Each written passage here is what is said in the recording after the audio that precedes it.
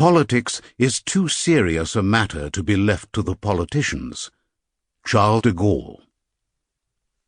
If everyone could have everything they wanted, whenever they wanted, there would be no such thing as politics.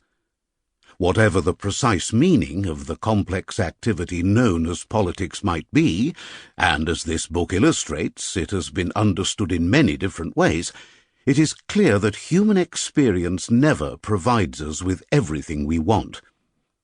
Instead, we have to compete, struggle, compromise, and sometimes fight for things.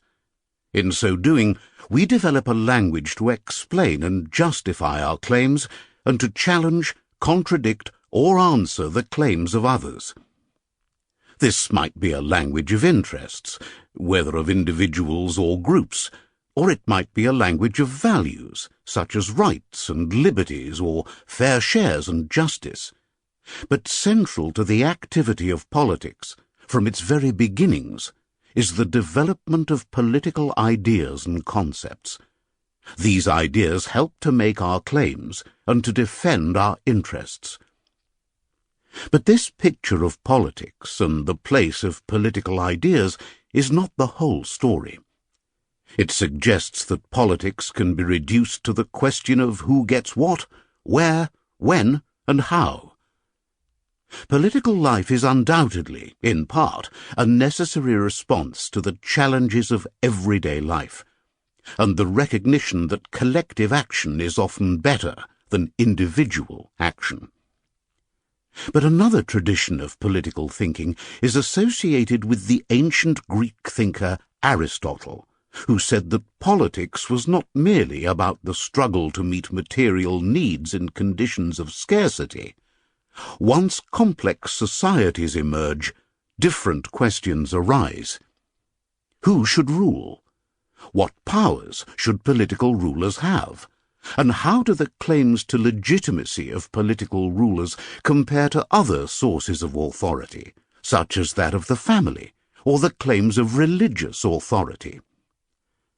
Aristotle said that it is natural for man to live politically, and this is not simply the observation that man is better off in a complex society than abandoned and isolated. It is also the claim that there is something fittingly human about having views on how matters of public concern should be decided. Politics is a noble activity in which men decide the rules they will live by and the goals they will collectively pursue. Political moralism. Aristotle did not think that all human beings should be allowed to engage in political activity. In his system, women, slaves, and foreigners were explicitly excluded from the right to rule themselves and others. Nevertheless, his basic idea that politics is a unique collective activity that is directed at certain common goals and ends still resonates today. But which ends?